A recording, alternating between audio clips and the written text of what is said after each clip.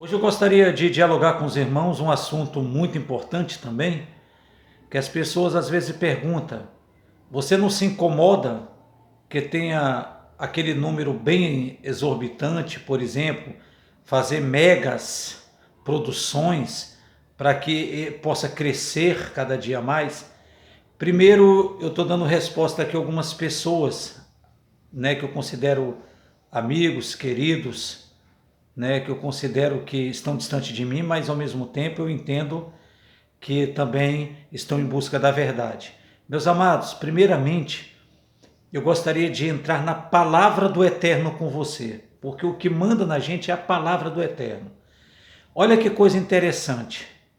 Quando o Messias mandou produzir, o Eterno, perdão, mandou produzir a arca e fazer a arca com Noé, você poderia fazer uma observação interessante ali.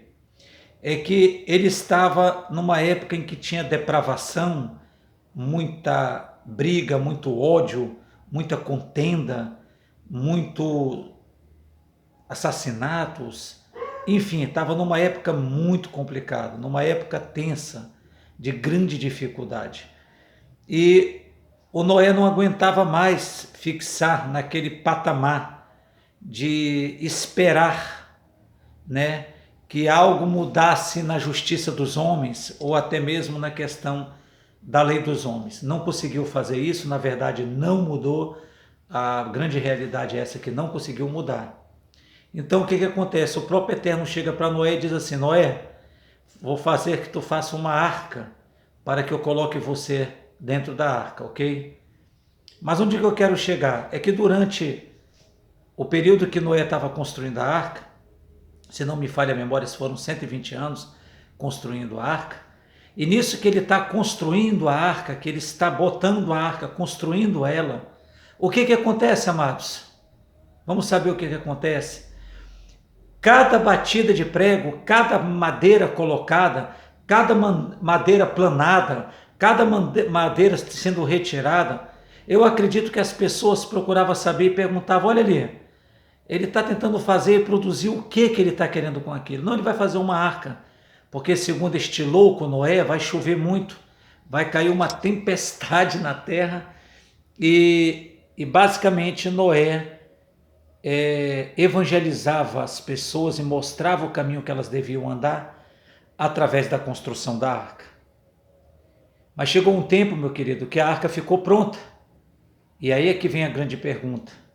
Muitos ajudaram a construir a arca. Muitos ajudaram a colocar aquela arca de pé. Fizeram sacrifícios e até por uma certa, vamos dizer assim, por certo não ter o que fazer, ajudaram a Noé, acredito eu. Que foram 3 andares de arca, foi muito grande, foi muito longa a arca. Agora, o que me chama a atenção, guerreiros e guerreiras, é que a arca foi posta.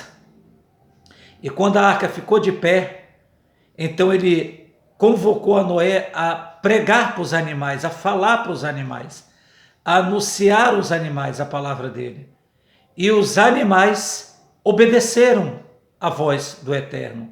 E obedeceram a voz dos pregadores daquela época lá. E Noé conseguiu trazer para dentro da arca muitos animais, casal das suas espécies. Beleza, colocaram lá, mas o ser humano em si, ele não conseguiu de forma nenhuma acrescentar mais ninguém. Não tinha só Noé, tinha milhares e milhares de pessoas na época dele, tinha milhares e milhares e milhares de vida na época dele, mas os animais que deu ouvido à voz do Eterno, foi os animais que conseguiu entender a voz do nosso grande Salvador. E eles entraram na arca. Porém, quando a porta da graça fechou, quando a porta da arca fechou, o que aconteceu na realidade? Vamos lá. De fato, o que foi posto quando a porta da arca se fechou? Ou seja, apenas 8 pessoas, seres humanos, se salvaram. 8 pessoas se salvaram, apenas 8. Uma coisa que me chama muito atenção, irmãos, é que na realidade você não precisa de fazer uma mega produção. O que você tem que fazer é ensinar, baseado nas escrituras, baseado na palavra do Eterno, que está na Escritura, basado na convicção da fé, basado no temor do Eterno, basado em passar salvação para as pessoas. E é isso que importa para o Eterno. Você nota que naquela época eles simplesmente entraram na arca e aquele povo todo pereceu. Agora, olha o que me chama a atenção para a gente finalizar esse pequeno vídeo aqui.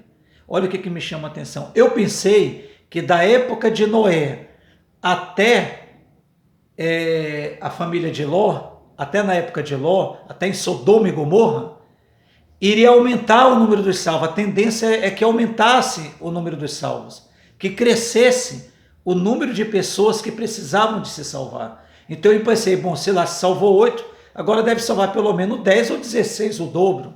Irmãos, grande ilusão da minha parte. Quando chegou na Sodoma e Gomorra, só se salvou 3. Só se salvou 3. E aí vem uma pergunta.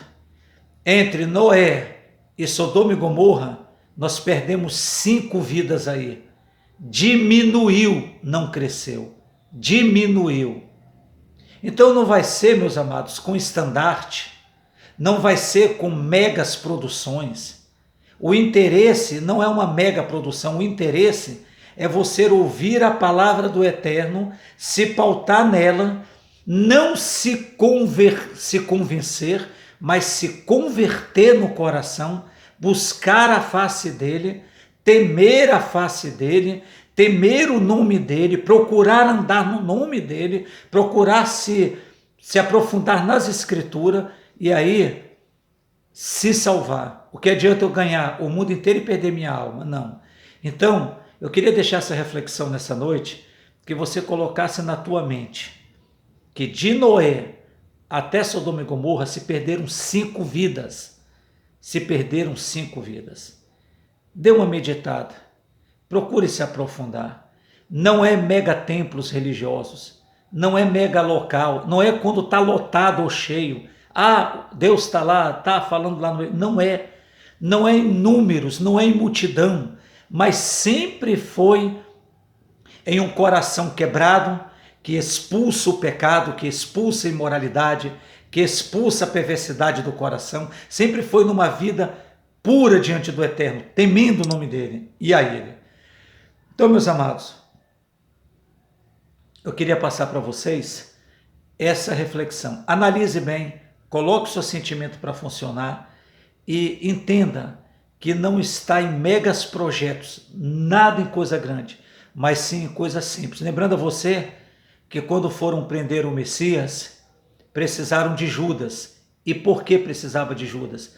Sendo que o Messias já tinha 3 anos e pouco de ministério, e ele já tinha feito grandes curas, grandes sinais, grandes milagres.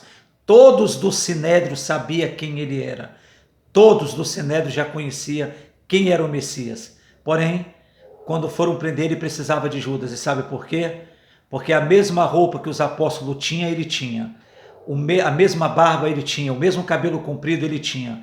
Ele era praticamente igual, se não fosse pela diferença de ele ser o Filho do Eterno. Então, não havia diferença nele. Precisaram que Judas o beijasse para reconhecer um homem tão popular, um homem tão conhecido, um homem tão grande. Porém, numa simplicidade de igualdade muito grande, numa simplicidade de igualdade tremenda, humilde quanto os outros. Por isso não havia diferença. Guarde no teu coração essa palavra e se aprofunde nela, e que o Eterno possa falar cada dia no teu coração.